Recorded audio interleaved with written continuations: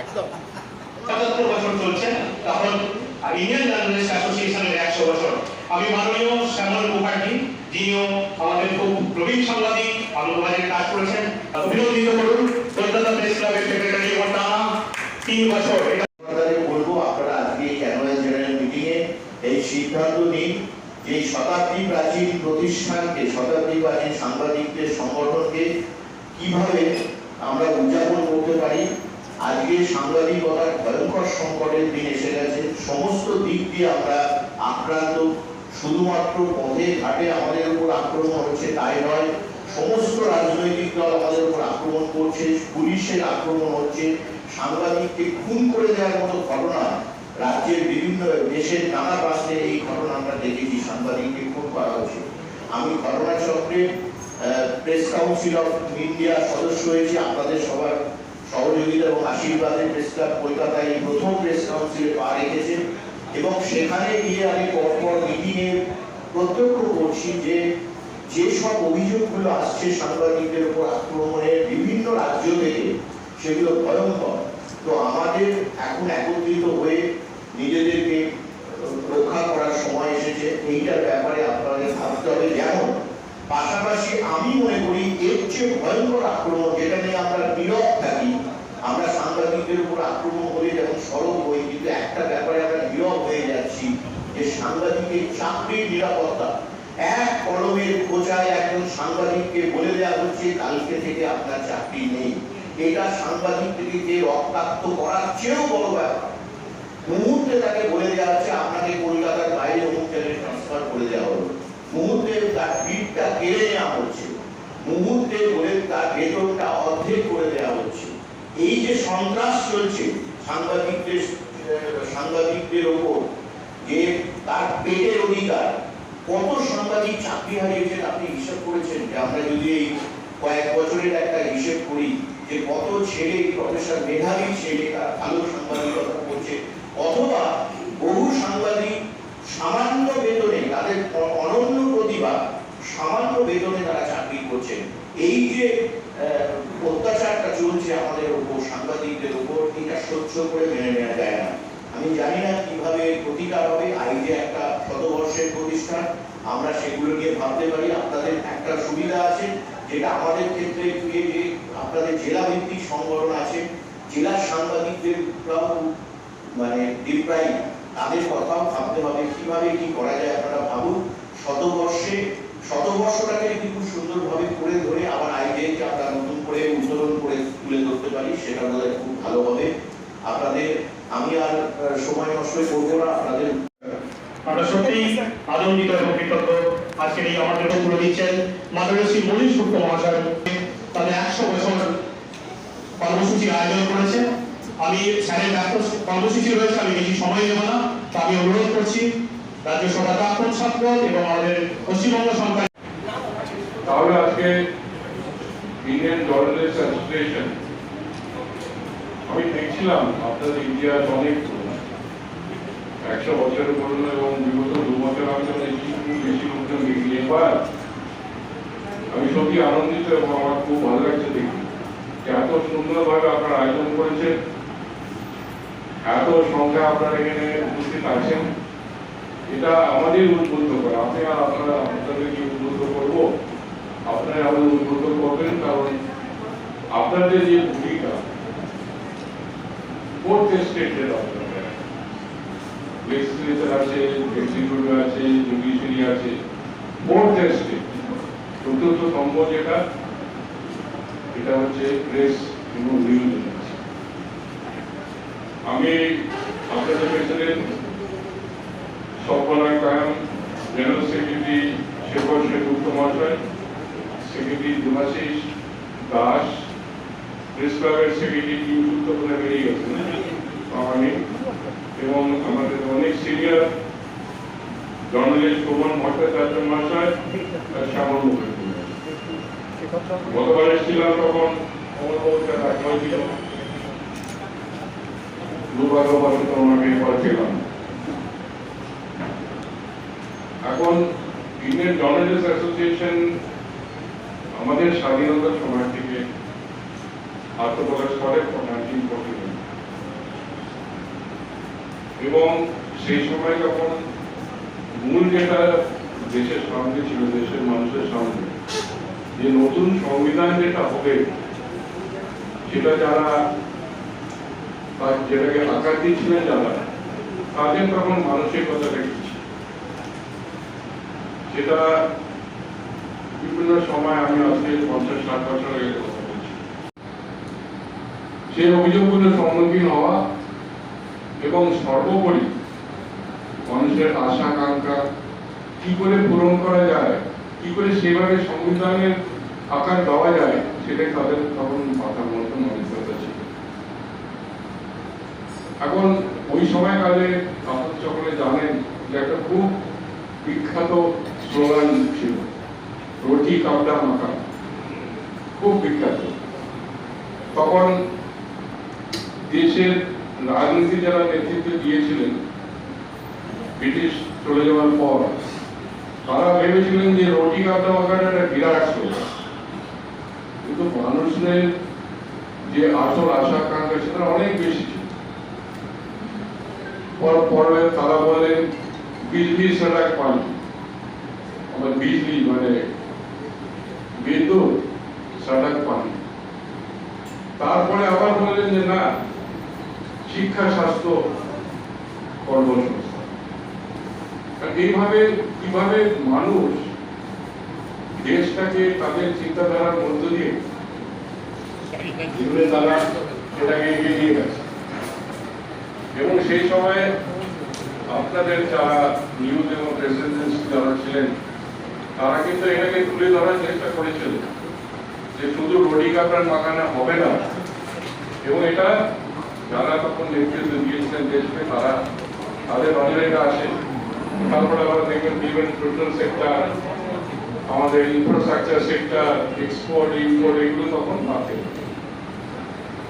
সেই জন্যই আজকের দিনে আপনারা দেখুন যে আমাদের অনেকগুলো চ্যালেঞ্জ, যেটাকে হিন্দিতে বলে চুনৌতি, চ্যালেঞ্জের সম্মুখীন হচ্ছে। এখন চ্যালেঞ্জটা কি হবে, মানুষের সঙ্গে গ্রাস করলে তো আপনাদের সঙ্গেই হবে। আমরা বলি না যে যোগাযোগটা গ্রাস রুটে হবে, যাতে সঠিকভাবে আমরা মানুষের যে চাহিদা, মানুষের যে আশা আকাঙ্ক্ষা, সেটা আমরা পূরণ করতে পারি।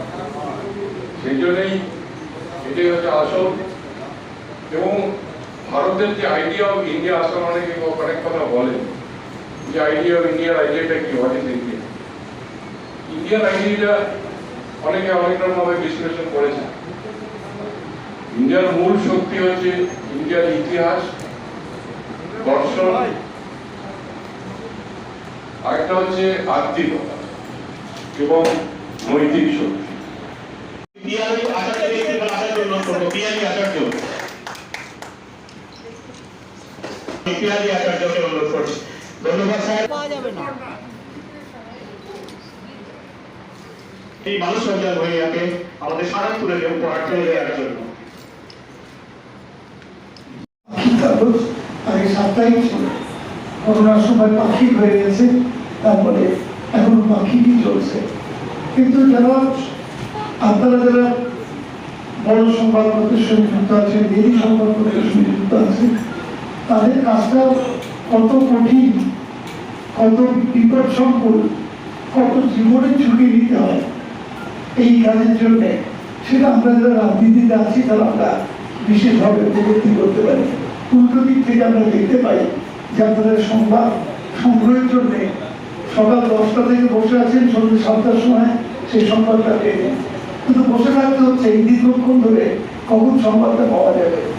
এই যে একটা মানে অসম্ভব ধৈর্যের পরীক্ষা দিতে হয়, কারণ যে হাউসের সঙ্গে করে যুক্ত আছেন সেখানে আপনাকে টিকে থাকতে হবে, এক বিশাল প্রতিযোগিতা, এবং তারপরে আপনাকে তুলে ধরতে হবে আপনার মতামত। কিন্তু মনিরদা একটা কথা বলছিলেন, আমি শুনছিলাম যে এখানে সাংবাদিকের নিজস্ব মতামতের গুরুত্ব বলেছেন। যে হাউসের সঙ্গে যুক্ত আছেন তাদের যে নীতিটা, সেটাই কিন্তু প্রভাবিত হয়, সেটাই প্রকাশিত হয়, সেটি রিফ্লেক্টেড হয় পত্রপত্রিকায়। যে কাগজের সঙ্গে যুক্ত আছে আপনার নিজস্ব অভিমত যাই হোক না কেন, আপনি যখন সেটাকে রিপ্রেজেন্ট করবেন কাগজের পাতায়, তখন সেই কাগজের যে অভিমতটা সেটাই কিন্তু রিফ্লেক্টেড হয় কাগজের পাতার মধ্যে। আমরা কিন্তু যারা রাজনীতিতে প্রথম দিকে এনেছিলাম তখন রাগ করতাম সেই সাংবাদিকের উপরে, যে সাংবাদিক এই ধরনের কাজকর্ম করছে।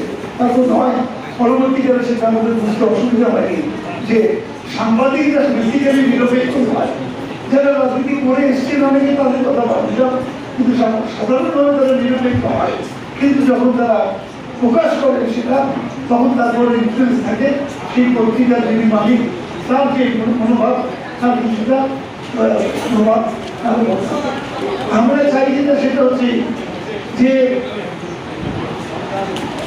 মানে ফেয়ার জার্নালিজম নিয়ে আমরা চাই। যেমন আমি এক দলে আছি, ধরুন সরকার চালু একটা, আমার সাফল্যের কথা আপনারা লিখে, কিন্তু আমার ব্যর্থতার কথা লিখে আমি দেখে যাই যদি, তাহলে সেটা কিন্তু সঠিক নয়। কারণ প্রেস আছে বলেই এরাই হচ্ছেন না প্রকৃতপক্ষে সমাজ রাজনীতির লক্ষ্যও করে, রাজনীতির লক্ষ্যও করে। স্বাভাবিকভাবে আমার ভুলটা কোথায়, ত্রুটিটা কোথায় বুঝিয়ে দেবে কে? আমার যারা লোক তারা আমাকে ভালো বলে, আপনি ভালো করছেন, কিন্তু আমারও তাদের মধ্যে কোনো জায়গায় ত্রুটি থাকে। আসলে we are basically committed to the people. তাদের ভোটে আমরা নির্বাচিত হয়ে আছি। এবার আমাকে কাজ করতে হবে, কাজ করতে গিয়ে নিশ্চয়ই কিছু ভালো কাজ করবো, কিছু ভুলও করতে পারি। তবে যারা আমাদের সংবাদপত্রে আছে তাদের কাছে আমাদের অনুরোধ যে তারা they should criticize constructive, গঠনমূলক সমালোচনা যদি হয় সেই সমালোচনা সবসময় আমরা ওয়েলকাম করতে চাই। আর আমি একটা কথা বুঝি যেটা চাই যে ভারতবর্ষে স্বাধীনতা উত্তর ভারতবর্ষে যে রাস্তা ছিল, সরকার যে পথ ছিল, সেই পথ থেকে আমরা আস্তে আস্তে সরে যাচ্ছি। সরে যাওয়াটা যে আজকেই শুরু হয়েছে তা নয়, সরে যাওয়াটা 90 দশকের গোড়া থেকেই শুরু হয়েছে। আন্তর্জাতিক রাজনীতি এবং অর্থনীতির চাপ তো কিছুটা আছে, কিন্তু ভুলে গেলে চলবে না যে ভারতবর্ষের মধ্যে বৃহৎ দেশে কোন অর্থনীতি আমাদের পক্ষে সবচেয়ে বেশি গ্রহণযোগ্য হবে, এটা ভাবনার বিষয় আছে। যেদিন গ্লোবালাইজেশন হয়েছিল সেদিনও আমরা কিছুটা হলেও আমরা গ্যাপ চুক্তির পক্ষে আমার মনে আছে রাস্তায় রাস্তায় পথসভা করেছিলাম।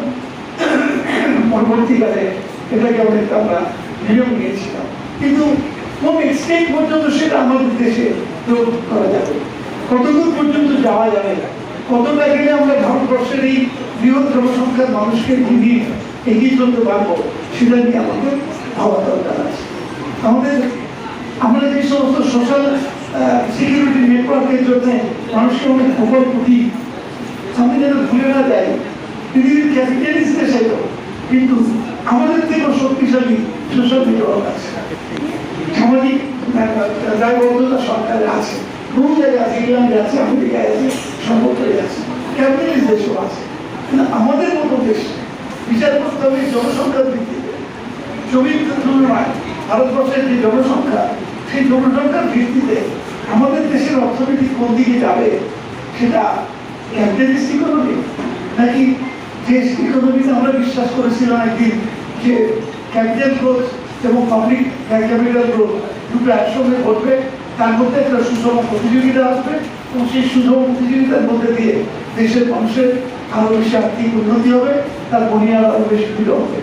এই ভাবনা চিন্তাগুলো সাংবাদিকদের করতে হবে, তারা পত্রিকার মধ্যে দিয়ে তাদের মতামত জ্ঞাপন করতে হবে, সেটা আমাদের গাইডেন্স আছে। যারা দেশ চালান তারাই সর্বোপরিটা হতে পারে না, যারা দেশ চালান তারাই সর্বোপরিটা হতে পারে।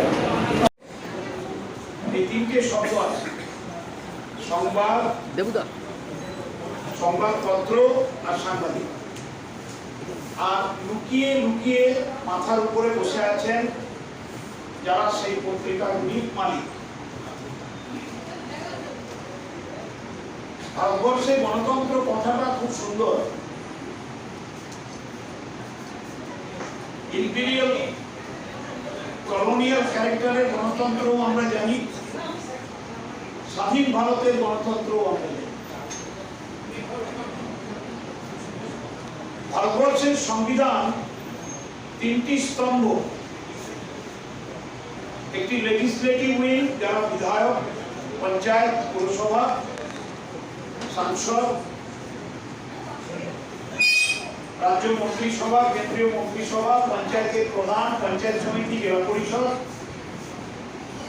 They are all ingredients of the legislative wing. আর সেকেন্ড হচ্ছে এক্সিকিউটিভ উইং, পিডিও থেকে ডিএম, ডিএম থেকে চিফ সেক্রেটারি, ওসি থেকে এসপি, এসপি থেকে director general of police. Third হচ্ছে মুন্সিপাল কোর্ট থেকে sub divisional court, district court, জজ court, high court, supreme court.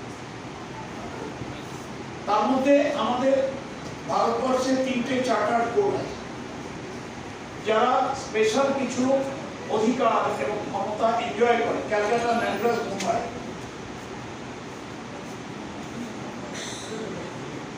কিন্তু ভারতবর্ষের গণতন্ত্রে, পৃথিবীর গণতন্ত্রে যারা ওয়াচ ডগ, যারা কনসেন্স, যারা নজর রেখে আমাদের নিয়ন্ত্রণ করেন, তার নাম সংবাদ মাধ্যম, the fourth pillar of the parliamentary democracy.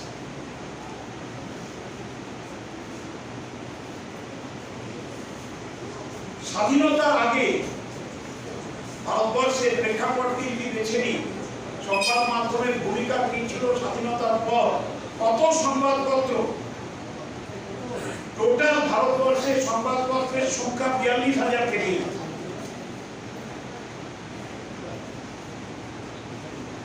তারপর গ্রামে গঞ্জে জেলায় চোখের জল পড়া, ঘাম ঝরানো, দুঃখের সঙ্গে যন্ত্রণার সঙ্গে ছোট ছোট সংবাদপত্র ধরে রাখার সংখ্যা আরো বেশি।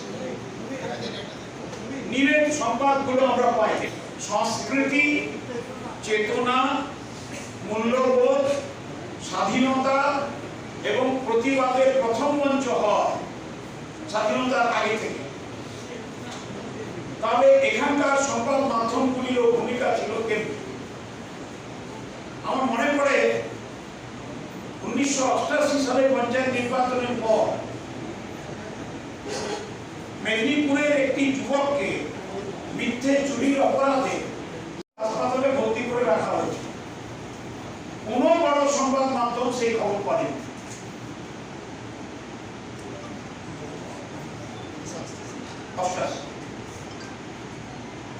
মেদিনীপুরের একটি ছোট্ট পত্রিকা, মেদিনীপুর টাইমস, প্রথম পাতায় সাদা কালোতে এই খবরটা হেডলাইন করেছিল। আমি সংবাদ মাধ্যমের সেই খবর তুলে এনে মেদিনীপুর থেকে একটা ছোট্ট পেপার, আমি জ্যোতিবাবুকে প্রশ্ন করেছিলাম, যে বড় বড় কথা বলেন আপনারা, আর হাসপাতালে একটা পেশেন্ট তার হেড ইনজুরি হয়েছে, তাকে সেকল দিয়ে বেঁধে রেখেছে। তখন জ্যোতিবাবু এরকম মা মাত্রায় এরকম করতেন, কি বলছেন কি বলছেন। আমি তখন পেপারে একটা খণ্ড দিলাম স্পিকারকে, একটা খণ্ড দিলাম জ্যোতিবাবুকে। এই উদাহরণটা কেন দিলাম? I concentrate on the news of the small papers. এই পেপারগুলো যে খবর দেয় আমাদের বড় বড় পত্রিকায় তার স্থান হয় না। এখন তো আবার মেদিনীপুর সংকলন, হুগলি সংকলন, মুর্শিদাবাদ সংকলন, বর্ধমান সংকলন, বিপজ্জনক ব্যাপার। মানে কলকাতায় বসে জেলার খবর পাওয়ার কোনো উপায় নেই। কলকাতার লোকরা জানতে পারছে না যে গোপীবল্লভপুরে কি ঘটছে, আর জলপাইগুড়ি শেষ প্রান্তে বাংলাদেশের বর্ডারে কি ঘটছে কেউ জানতে পারছে। আর কলকাতায় বসে আমরা যে কথাগুলো বলছি, সাংবাদিকদের মুখোমুখি দাঁড়িয়ে, তাদের মধ্যে অনেকটা ফারাক থেকে যাচ্ছে, অনেকটা ফারাক। বসুন, আপনার প্রতি সন্ধ্যাবেলায় আপনার পিলু সিরিয়ালটা আমি দেখি। আমার বিগত 15 বছর সবকেই কেটে গেল। আপনি চলে এলেন, আমি ফাংশন করে সবকেই কাটি। চর্চা আছে, আমাদের মধ্যে চর্চা আছে। 2% লোকের জন্য টোটাল সিস্টেমকে অ্যাটাক করা ঠিক না। এই যে মাঝে মাঝে আমরা বলি ওই যে যুগ ছিল রে, সেই যুগ কি আর পাবো? রবীন্দ্রনাথ চলে গেছেন, নজরুল চলে গেছেন, বিএল রায় চলে গেছেন, পরে তো সুনীল গাঙ্গুলি এসছে, এখন তো সুবোধ সরকার লিখছে, শ্রীজাত লিখছে। আমরা হয়তো ডর, এই রবীন্দ্রনাথ এত, আমরা এইটুকু, কিন্তু আছি তো। সংবাদপত্রের যারা মহিরু হচ্ছিলেন, অমৃতবাজার পত্রিকা, আনন্দবাজার পত্রিকা, ফ্রিডম স্ট্রাগলকে যারা বুক দিয়ে আঁকড়েছেন, একদিকে ব্রিটিশ কলোনিয়ালিজম, ইম্পেরিয়ালিজম, তার প্রতীক যে সংবাদপত্রগুলো ছিল, তার বিরুদ্ধে যে সংবাদপত্রগুলো জন্ম হয়েছিল স্বাধীনতা আন্দোলনকে মদত করতে, সেই টাওয়ারিং পার্সোনালিটি হয়তো নেই, কিন্তু শ্যামলা আছে, দেবাশিস আছে, সুমন আছে। কিন্তু এরা যদি পারভার্টেড হয়ে যায়, পারভার্টেড জার্নালিজম ইজ ডেঞ্জারাস করবে। তারাই মালিক, তারাই লেখক, তারাই প্রকাশক, তারাই প্রচারক। কষ্ট করে যান, চোখের জল হয়তো পড়ে, ঘামটা একটু বেশি ধরে, বুকের যন্ত্রণাটা বেশি থাকে, কিন্তু মাথাটা একদম উঁচু থাকে।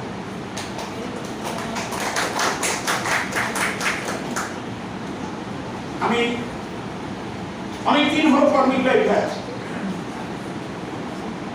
আমি মানুষের কান্না দেখেছি, বাড়ি ঘর ভেসে যাচ্ছে, মৃতদেহ চলছে স্রোতের তাগিদে, আমার চোখের সামনে দেখেছি। দাদা উপরে ঘর চলছে, জিম কেটে নিচ্ছে, পাটাকে ঘিরে নিচ্ছে, ছোট্ট বোনটাকে তুলে নিয়ে গিয়ে গণধর্ষণ করছে, এই দৃশ্য দেখেছি। তিনটে ছেলে গলা কেটে ফিটকি দিয়ে রক্ত বেরোচ্ছে, বাড়ির জোয়ারে বসে দিচ্ছে, এই দৃশ্যেরও আমি দাঁড়িয়ে দেখেছি। ভোট দিয়েছে, হাতে হাত কেটে দিয়েছে, 8 ঘন্টা আমাকে ঘেরে। আর আজকে অন্যতম একটা বিশেষ কাজ আছে আমার, যিনি সংসারের প্রধানমন্ত্রী, আমার স্ত্রী, ওনার আজকে আঁকা আছে, লাইভ আঁকছে ও একটা রাজারহাটেতে। তো সেখানে আমাকে যেতে হবে, তো সেখানে যাওয়াটাই প্রধান কর্তব্য, কারণ তাকে চটিয়ে দেওয়ার কোনো কাজ করা যায় না। কিন্তু দেবযানী আমার এতদিনের পুরনো বন্ধু, বন্ধু বললে ভুল হবে, তার থেকেও অনেকটা বেশি হোক, কারণ এই বন্ধু একটা স্বপ্ন দেখেছিল, ও একটা স্বপ্ন দেখেছিল সাংবাদিক হবে, আর আমি স্বপ্ন দেখেছিলাম আমি একদিন অভিনেতা হবো।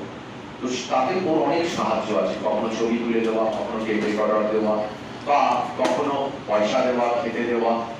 সেটা একটা পুরনো বিষয়, সেই জন্য বউকে টোকে বান্ধবীর জন্য আগে এসেছি, না হলে আমার ঘাড়ে বড়া মাথা।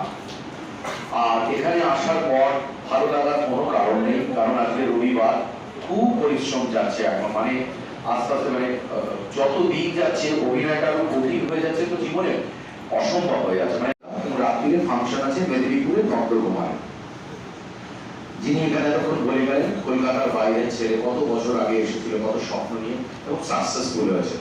এবং তারপরে সুমনদার সাথেও আমার দীর্ঘদিনের একটা আলাপ, আমি সুমনদার সাথে অনেক কাজ করেছি।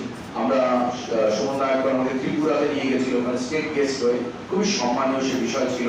সচিন দেববর্মনের বাড়ি দেখেছিলাম, সেই স্টেজে আমরা প্রোগ্রাম করেছিলাম, এবং বিখ্যাত মানুষ সুনীল গাঙ্গুলি মহাশয়, সুবোধ সরকার মহাশয়, শ্রীকান্ত দারোপাধি, আমরা সব গেছিলাম এইখানে পরিচিতির মধ্যে। আর যারা সামনে আছেন, বিনয়ের উপর একটা কারণ হচ্ছে, আমাকে বলা হয়েছিল, দেবযানী আমাকে বলেছিল যে আমি কলকাতা, এবং কলকাতা হচ্ছে এমন একটা জায়গা যে একটি ছেলেকে প্রথমে লোকাল বাস, হাঁটা থেকে লোকাল বাস থেকে মিনি বাস, মেট্রোর পরে গাড়ি থেকে জীবনের যা যা কিছু বাংলা সিনেমায় কাজ করার জন্য পাওয়া উচিত, এই পশ্চিমবঙ্গের বাইরে অন্য রাজ্য, অন্য রাজ্যের বাইরে অন্য দেশ, এই সবকিছু বাংলা চলচ্চিত্র আমাকে দিয়েছে এই কলকাতা শহরে কাজ করে।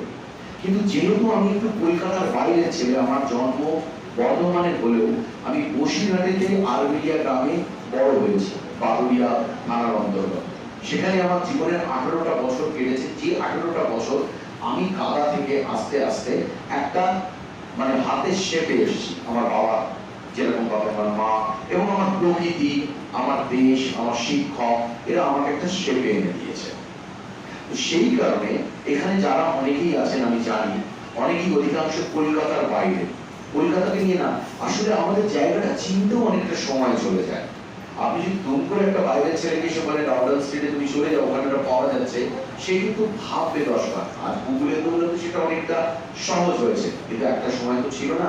আমি হেঁটে হেঁটে ওই জন্য আমি ঠিকানা চিনেছিলাম। তারপর কলকাতায় শুরু করি কাজ, যে বললেই যাতে কি বলতে পারি আমার এটা দরকার। এটা একটা যাদের মুখ দেখছি তারা যে আমার খুব পরিচিত সাংবাদিক, নিয়মিত আমাদের সঙ্গে দেখা হয়, তা কিন্তু নয়। এবারও বলি, এখন কিছু সময় যার কাছে একটি মোবাইল আছে, একটি আমাদের মাইক আছে, সেই কিন্তু দেখছি কি ইউটিউব চ্যানেল বা একটা আমাদের নিউজ পোর্টাল তৈরি করে ফেলেছে। সবসময় আমরা সময় দিতে ইচ্ছা থাকলেও উপায় হয় না, ব্যস্ততা থাকে। সবাইকে ইন্টারভিউ দিতে গেলে না আমার বাড়ির অবস্থা খারাপ হয়ে যাবে, মানে আমাকে কাজের সময় কমিয়ে ফেলতে হবে।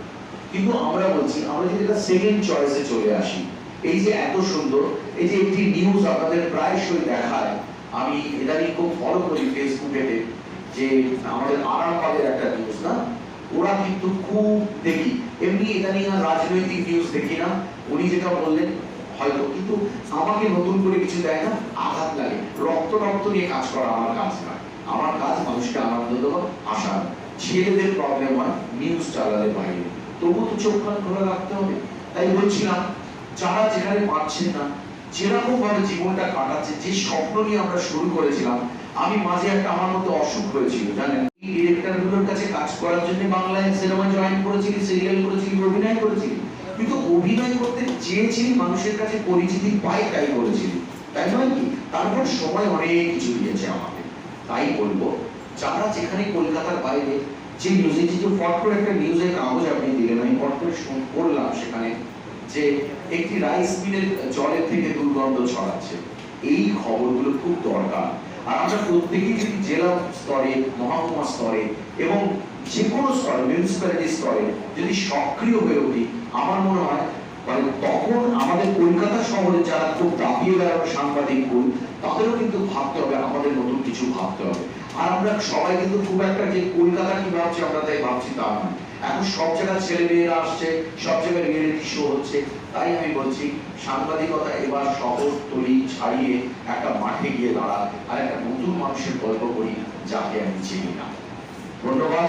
আর যে কখনো তোমার করে তোমাকে কখনো ভাবিনি, এখনো অন্ধকার রাতে খাদের পাশে দাঁড়ালে চিতাকার থাকে, আয় আয় আয়। এখনো অন্ধকার রাত্রে ছাদের উপরে দাঁড়ালে আকাশে পূর্ণিমা চাঁদ ডাকে, আয় আয় আয়। যেতে পারি, আমি যে কোনো দিকেই চলে যেতে পারি, কিন্তু কেন যাব? সন্তানের মুখখানি ধরে শুধু একটি বার চুমো খাবো, যাবো, তবে এখনই যাবো না অসময়। ধন্যবাদ। শক্তি চট্টোপাধ্যায় প্রতিষ্ঠিত অনেক দৈনিক সংবাদপত্রে কাজ করেছেন, এখন নিউজ 18 প্যানেলিস্ট। কিছুদিন আগে তিনি ইউপি কভার করতে গেছিলেন নিউজ 18 হয়ে, রিপাবলিক বাংলা, TV9 থেকে শুরু করে উত্তরণ দেখুন এবং বিভিন্ন মিডিয়ার সাথে যুক্ত। সুমনদার যেমন ভালো বলেন তেমনি ভালো লেখেন। কার্গিল থেকে কাবুল একটি বই প্রকাশ করেছেন, নেতাজিকে নিয়েও তার একটা বই কলকাতা বইমেলায় প্রকাশ হয়েছে। আমি আর সুমনদার সঙ্গে বিশদে কিছু আপনাদেরকে বলছি না, আপনারা শুনুন। কারণ আপনারা যারা এসছেন, কেন বেঁধে দিয়ে গেছে আমি বললাম যে যদি আমি নিজের কোনো আত্মসমালোচনা করি, তাহলে এটা সত্যি যে আমি সারা জীবন তথাকথিত সেই সব বড় ব্র্যান্ডেই চাকরি করছি। এটা আমার একটা জীবনের সমস্যা হতে পারে। আমি এখন মনে করি আর সুবিধে নয়, কিন্তু প্রত্যেকের জীবনে তো একটা পর্ব থাকে। ঘটনা চক্রে আমি যাকে বিয়ে করেছি তিনি বর্ধমানের মেয়ে, আর বর্ধমানের একটা শহর, মফস্বলের শহর থেকে তিনি এসেছেন। কিন্তু ঘটনা চক্রে খুব ইন্টারেস্টিংলি আমরা বলি যে আমাদের রোল রিভার্সাল হয়ে গেছে। আমি আজকে কলকাতা শহরে ফিরে এসেছি, আর আমার সহধর্মী এরা বিদেশের একটি শহরে ইন্ডিয়ান ফরেন সার্ভিসেস হয়ে কাজ করে। তো এই যে বর্তমান ডেলি প্যাসেঞ্জারি করতে করতে যেটা মানুষ ব্যাপার বলছিলেন, এই যে ছোট সংবাদপত্র, যে সংবাদপত্রগুলোর নাম কলকাতায় কেউ শোনে না, যে সংবাদপত্রগুলোর নাম কেউ জানে না, সেই সংবাদপত্রগুলোর অনেক মানে অনেকা গুরুত্ব, অনেক না জানা গল্প আমি জেনেছি, এবং সেটাই মানে is bigger than any story, bigger than any story. আপনারা যারা শুরুর সময় ছিলেন, প্রেস ক্লাবের সাধারণ সম্পাদক কিংশু প্রামাণিক একটা খুব ইম্পর্টেন্ট কথা বলেছে, যে এই যে জেলার ছোট কাগজগুলো, সেই কাগজগুলো থেকে যেসব খবরগুলো উঠে আসে সেগুলো অনেক সময় বড় সংবাদপত্র যাকে বলে পিক আপ করে, এবং সেই পিক আপের মাধ্যমে বড় স্টোরি তৈরি হয়। আমি আনন্দবাজারের দুটো খবরের উদাহরণ তো দিতেই পারি। যাদের মনে আছে 82 সালের তীর্থঙ্কর মানে অপহরণ রহস্য, বেসিক্যালি খবরটা একটা স্থানীয় কাগজ থেকে এসেছিল। এরকম আরো অনেক মানে ছোট কাগজের, জেলার ছোট কাগজের খবর চলে আসে। এবং যেটা বিশ্বনাথ বলে দিয়ে গেল, যে তরুণ বিশ্বনাথকে আবৃত্তিটা করতে বললো, আসলে কিন্তু বিশ্বনাথ একদম কমেডিয়ান নয়। মানে যারা বিশ্বনাথকে কমেডিয়ান ভাবে তারা খুব ভুল। বিশ্বনাথ একজন খুব সিরিয়াস অভিনেতা। মানে আমি বিশ্বনাথকে সত্যি অনেক দিন চিনি, খুব সিরিয়াস অভিনেতা। তার একটা খুব স্বচ্ছ রাজনৈতিক দর্শন আছে। সেই রাজনৈতিক দর্শন হয়তো সবসময় শাসকের সঙ্গে খুব যায় না, কিন্তু বিশ্বনাথ এবং মানস ভূঁইয়া যে কথাটা বলেছেন সেটাই আমি আবার রিপিট করছি, আজকের অনুষ্ঠানের মূল কথা। মানস ভূঁইয়া এবং বিশ্বনাথ আজকে যতই মঞ্চের উপরে থাকুন, তাদের দুজনের কোট আনকোট, যদি আপনারা কেউ হিস্ট্রি স্টুডেন্ট হন, একটা সাবলটান অতীত আছে। মানস ভূঁইয়া একটা দীর্ঘদিন, তার জন্য উনি এত দুঃখের কথা বলছিলেন যে আমরা মানস ভূঁইয়া বলতেই আবার ওই পপুলার মিডিয়ামের কথা বলি, মঙ্গলকোটে খাল ধরে দৌড়ের দৃশ্যটাই মনে আছে, কিন্তু তার একটা অতীত আছে। মানস ভূঁইয়া তার আগে এত লম্বা বিভিন্ন দলের হয়ে মানস ভূঁইয়া অনেকদিন কংগ্রেস করেছেন, এবং যখন আমরা অ্যাসেম্বলি কভার করতাম, মানস ভূঁইয়া খুব দুঃখ করতেন যে কেলেঘাই নিয়ে আমি এত কথা বলি, কিছুতেই কেউ কেলেঘাইয়ের কথা লিখে। মানে সেই যন্ত্রণাগুলো আসলে যিনি জেলার রাজনীতি, যিনি জেলার সাংবাদিক, তার জীবনে খুব মানে জড়িয়ে থাকে। এবার সমস্যা হচ্ছে, আবার আমি বলছি যে মানসদা আজকে সিস্টেমের প্রতীক হলেও মানসদা সিস্টেমের উল্টো দিকে সবকটা কথা বলে দিয়ে গেছে। আপনারা যদি সাংবাদিক হিসেবে সেই কথাগুলোকে ডিকোড করেন, তাহলে যা যা আপনাদের শোনার জন্য দরকার সবকটা কথা মানস ভূঁইয়া বলে দিয়ে গেছে। I repeat, he is a part of the system right now, but সিস্টেমের বিরুদ্ধে বা সিস্টেমকে চেনার জন্য বা সিস্টেমকে ডিকোড করবার জন্য যা যা বলা দরকার সব উনি বলে দিয়ে গেছে। আমি মানসদার সত্যি মানসদাও খুব সিনিয়র রাজনীতিক হয়ে গেছেন। আমাদের নিজেদের হিসেব নেই তো, মানসদাকে আমি প্রায় 30 বছর চিনি। মানসদার কি বলবো, মানসদার আইনসভায় 40 বছর হয়ে গেছে। তো মানসদা কথা খুব গুরুত্বপূর্ণ বলেছেন যে মেদিনীপুরের একটা ছোট কাগজ, বর্ধমানের একটা ছোট কাগজ, আলিপুরদুয়ারের একটা ছোট কাগজ যে খবর করতে পারে, সেই খবরটা অনেক গুরুত্বপূর্ণ।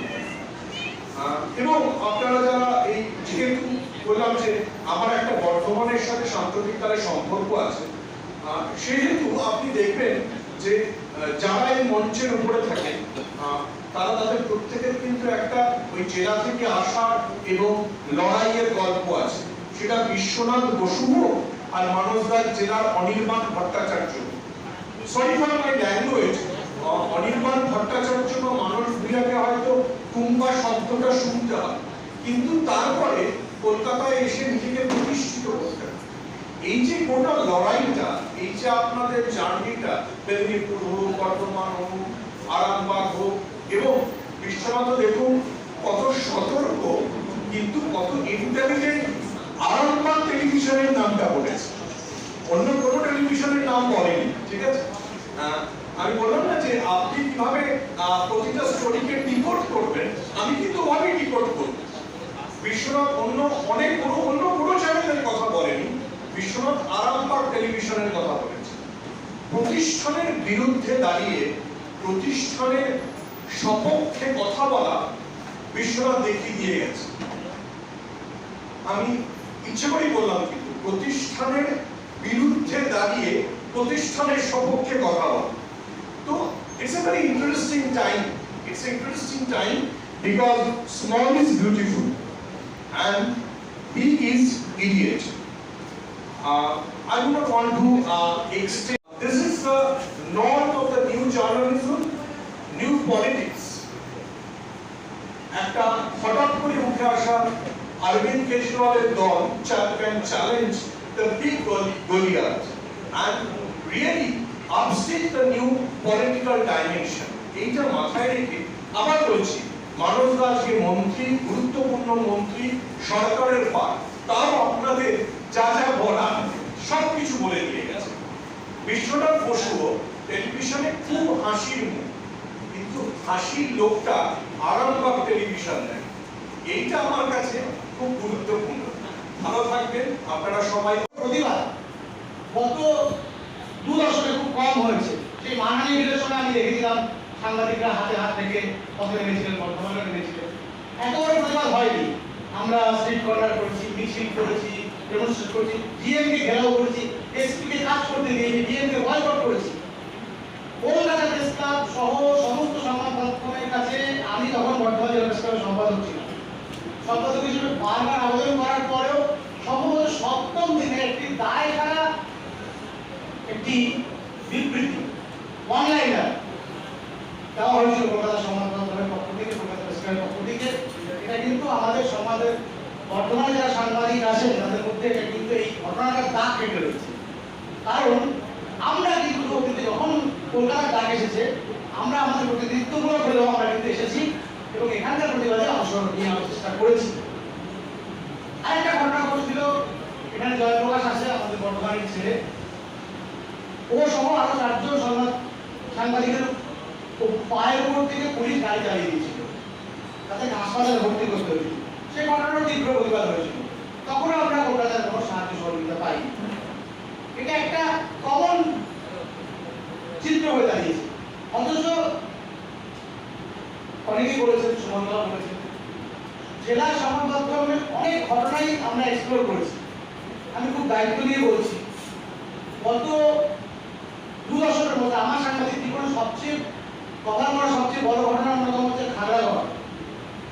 খাগড়াগড়ের যে ঘটনা ঘটেছিল, সেই ঘটনায় প্রথমে আমরা বুঝতে পারিনি, এই কথা দাবি করা ঠিক না, আমরা বুঝতে পেরেছিলাম এর ভিতরে এতখানি ভেতরে ব্যাপার আছে। আমি নিজেই প্রথমে ধরতে পারিনি। খাগড়াগড়ের ঘটনা যেদিন ঘটেছিল, বর্তমানে সাংবাদিকরা এবং কাটোয়া সাংবাদিকরা, অর্থাৎ শিমুলিয়া যে সাংবাদিকরা, তারা যদি না থাকতেন, আমি দায়িত্ব নিয়ে বলছি, এই ঘটনাকে পুরো হজম করে ফেলা হতো। কারণ প্রশাসনের পক্ষ থেকে সেটাকে ক্রুড বোম বিস্ফোরণ বলা হয়েছিল। আজকে এখানে অনেক প্রতিনিধিদশা ব্যক্তিরা বলে গেছেন, আমি তাদের বক্তব্যে আমরা সবাই সম্মিলিত হয়েছি।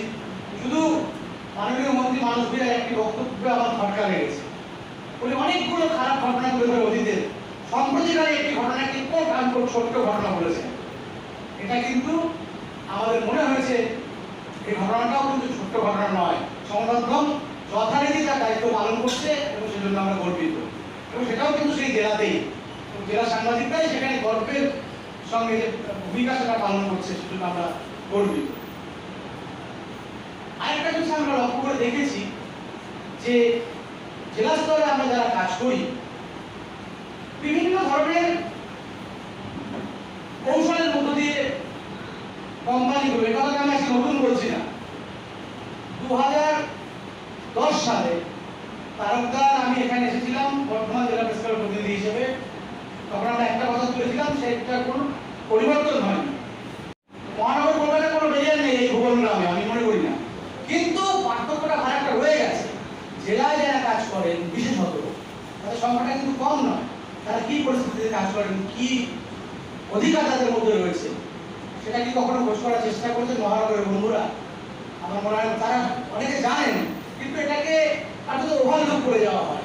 স্ট্রিঞ্জার, কন্ট্রিবিউটর, রিটেনার এবং নানা ধরনের নাম দিয়ে তাদেরকে কাজ করানো হয় এবং না আছে বিএ, না আছে গ্র্যাজুইটি, না আছে, আমি একটি সংবাদ মাধ্যমে আমি নাম করে বলছি, উঠেই গেছে আকাশ বাংলা, উঠে গেছে, নাম পরিবর্তন হচ্ছে। আমি 14 বছর কাজ করেছি, আমি 1 বছর গ্র্যাজুইটি পাইনি, বিএতে অনেক টাকা বাকি আছে।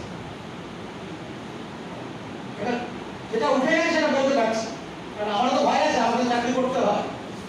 তো এরকম অনেকে বঞ্চিত হয়েছে। আমি শুধু একটা তথ্য, এখানে সাবাদা আছেন, অন্যরা আছেন, সিনিয়ররা আছেন, আমাদের বর্ধমানের একজন সাংবাদিক, তিনি একটি দৈনিক পত্রিকাতেই কাজ করেন, তিনি একটি লড়াই লড়েছেন, একা লড়ছেন। তিনি জাতীয় মানবাধিকার কমিশন, সুপ্রিম কোর্টের চিফ জাস্টিস এবং প্রত্যেকটা জায়গাতে, শুধু জেলা স্তরে নয়, কলকাতাতে অনেক কন্ট্রিবিউটার, রিটেনার, স্ট্রেঞ্জার, আরো নানা অভিজাত সাংবাদিক আছেন। এদের প্রতি যে অন্যায়টা হয়ে আসছে দীর্ঘদিন যাবৎ, একটা দৃষ্টি আকর্ষণ করেছেন এবং একটা পিআইএল সেখানে নথিভুক্ত হয়েছে এবং তার লড়াইটা স্বীকৃতি পেয়েছে। আমি তাকে অভিনন্দন জানাচ্ছি। তিনি আমাদের সদস্য নন, কিন্তু আমি মনে করি তিনি যে লড়াইটা লড়ছেন, মৌচাকে তিনি ভিড় বেড়েছেন, এইটা সম্পর্কে আমি দৃষ্টি আকর্ষণ করছি আইডিএ। আগামী দিনে এটা যেমন একটা বড় সত্যি, তেমনি আমাদের জেলার কথা বলে আমি শেষ করবো। আমাদের জেলার অভিজ্ঞতা, বেশিরভাগ সংবাদ মাধ্যমের কর্মী কিন্তু সো কল্ড কোট আনকোট স্থানীয় সংবাদপত্রে, তাদের ছাড়া এই সংগঠনগুলো কি আইডিয়া জেলা ইউনিট বলুন বা জেলা প্রেস ক্লাব বলুন, কোনোটাই কিন্তু চলে না। তাদের সংখ্যাই বেশি, তারাই চালায়, তারাই কাজটা করে, তারাই এই সংগঠনগুলোর প্রাণভোমরা। তাদের সমস্যার দিকেও আইডিয়াকে দৃষ্টি দিতে হবে। সে সম্পর্কে জগন্নাথদা বলবেন। আপনাদের সবাইকে অভিনন্দন জানিয়ে আমি আমার বক্তব্য শেষ করছি। আমি একটা শুরু করি একটা বঞ্চনা দিয়ে। সাংবাদিকতার ক্ষেত্রে যেটা আমার জেলার আমার পূর্ববর্তী বক্তা পার্থ চৌধুরী একটুখানি উত্থাপিত করেছে, আমি সেই ধারা ধরেই আমি একটুখানি বলি আগে, তারপর আমি অন্য প্রসঙ্গে